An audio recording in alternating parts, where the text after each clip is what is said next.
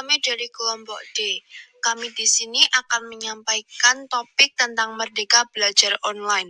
Sebelum masuk ke topik, kita perkenalkan anggota kelompok kami yang terdiri dari Grace, Ciara Luna Violentina, Samuel Lambang Prasetya Adi, dan Matthew Wilson Setiawan. Kami semua dari SMP Regina Pacis Surakarta. Kami di sini akan berbagi sedikit pengalaman kami dalam percobaan PBL dalam pendidikan terkhusus online di masa pandemi ini. Berikut kami sampaikan. Berdasarkan fenomena yang terjadi di belahan dunia, yaitu virus corona atau pandemi COVID-19, khususnya di Indonesia, maka kami tertarik untuk membahas tentang topik belajar online di era pandemi. Judul topik bahasan yaitu belajar secara online di masa pandemi. Terjadi di Indonesia pada pertengahan Maret 2020 hingga saat ini memberikan dampak begitu besar dalam berbagai tatanan kehidupan. Tak terkecuali bidang pendidikan. Berbagai upaya dilakukan pemerintah, baik pusat maupun daerah untuk menghentikan penyebaran virus corona di Indonesia. Sebagai contoh, adanya pembatasan atau physical distancing, hingga local lockdown dan penutupan pada semua aspek kehidupan. Termasuk dalam bidang pendidikan, sebelum adanya pandemi, pembelajaran dilakukan secara tatap muka. Ada interaksi langsung guru dengan siswa. Pandemi ini memaksa semua untuk berhenti demi menghentikan penyebaran virus corona ini. Tak terkecuali sekolah. Semua sekolah harus ditutup dan pembelajaran harus dilakukan secara daring. Pembelajaran secara daring dilakukan saat ini memiliki kelebihan dan kekurangannya. Pembelajaran daring harus tetap dilakukan di masa pandemi ini.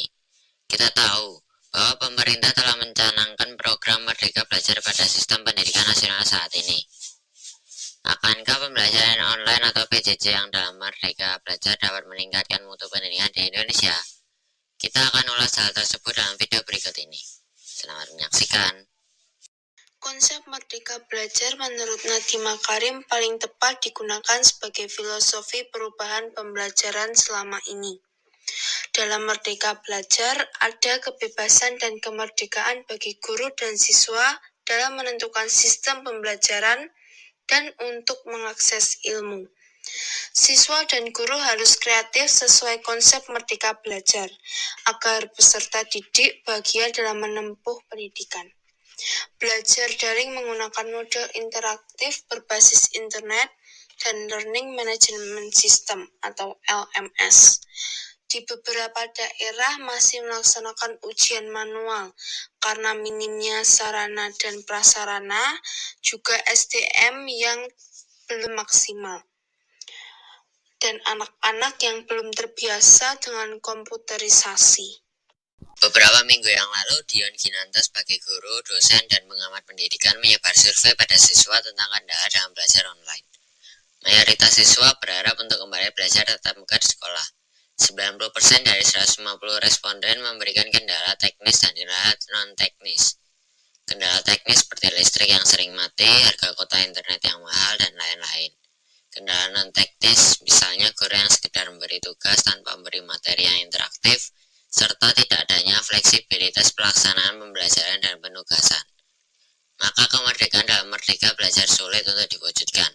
Anak-anak mengeluhkan kuota itu yang paling tinggi, angkanya 43%. Namun yang tidak punya alat itu mencapai 29% dari 1.700 responden.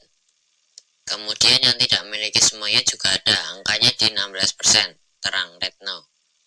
Sebab presentase yang tidak memiliki alat dalam survei tersebut hanya berdasarkan wilayah Pulau Jawa. Kemungkinan besar anak-anak tidak memiliki alat atau tidak memiliki semuanya itu tidak ada di survei kami. Tapi kalau angka yang di luar Jawa itu menunjukkan memang 50% tidak memiliki alat. Pembelajaran daring memiliki banyak kendala. Lokasi yang minim, jangkauan internet dan kuota yang minim, media belajar yang monoton, pembelajaran belum interaktif sehingga murid jenuh, para murid sulit dipantau, pembelajaran hanya tugas online, menumpuknya tugas murid, penyerapan materi yang kurang maksimal, dan penilaian yang kurang berintegritas. Pembelajaran akan efektif jika pengajar hanya sebagai fasilitator dan siswa harus aktif dalam mempelajari materi. Pelaksanaan PJJ saat ini merupakan paksaan dari keadaan yang tidak memungkinkan adanya pembelajaran secara tatap muka atau luring. Pada awal tahun 2020, dunia dihadapkan pada munculnya coronavirus atau yang disebut COVID-19 yang menjadi pandemi hingga saat ini, sehingga memaksa pemerintah dunia tak terkecuali Indonesia untuk menerapkan pembatasan sosial seperti lockdown atau karantina. Pembatasan ini juga terjadi pada dunia pendidikan. Pembelajaran dilakukan secara online dengan memanfaatkan teknologi seperti komputer, internet, media cetak, siaran radio, dan televisi, dan masih banyak lagi. Pembelajaran online menjadikan peserta didik kurang aktif dan mengalami kejenuhan, sehingga memengaruhi hasil belajar mereka. Untuk itu dibutuhkan motivasi belajar agar peserta didik kembali semangat dan tertarik untuk belajar kembali. Teknologi pendidikan dapat memberikan kemudahan informasi serta penyampaian materi saat pembelajaran jarak jauh atau PJJ. Dengan antusias dan perkembangan teknologi pendidikan, solusi aktif yang tepat dan efisien yang dapat dimanfaatkan guna menunjang pembelajaran mandiri saat ini. Teknologi pendidikan menciptakan cangkuman yang luas saat belajar mandiri. Sesuai dengan arahan Menteri Pendidikan dan Kebudayaan, proses kegiatan belajar mengajar harus dilakukan melalui pembelajaran daring atau jarak jauh. Berdasarkan SI nomor 4 tahun 2020 tentang kebijakan pendidikan masa darurat penyebaran COVID-19.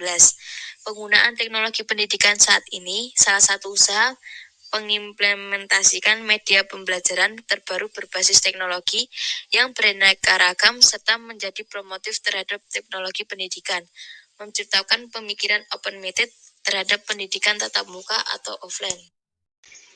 Ajakan untuk generasi muda agar bisa memecahkan masalah pembelajaran online adalah kita sebagai generasi muda harus mengembangkan teknologi saat ini agar pembelajaran jarak jauh tetap dilaksanakan. Dan karena itu juga teknologi mencakup luas untuk belajar mandiri saat ini.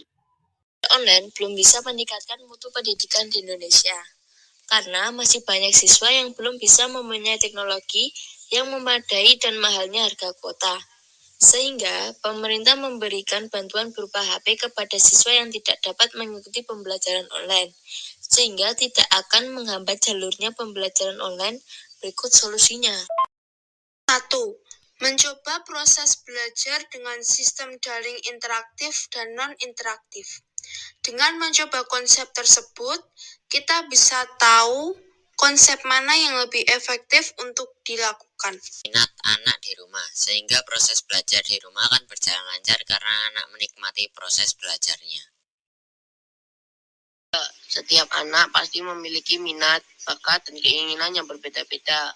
Karena semua keinginan tersebut harus dipenuhi, maka orang tua harus membuat satu kesepakatan bersama dengan mempersatukan semua keinginan anak yang didasarkan pada minat dan bakat anak.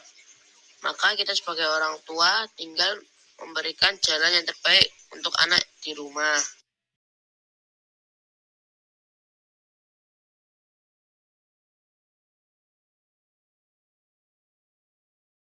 Intinya, walaupun Indonesia sudah merdeka 70 tahun yang lalu, nyatanya Indonesia belum merdeka dalam belajar.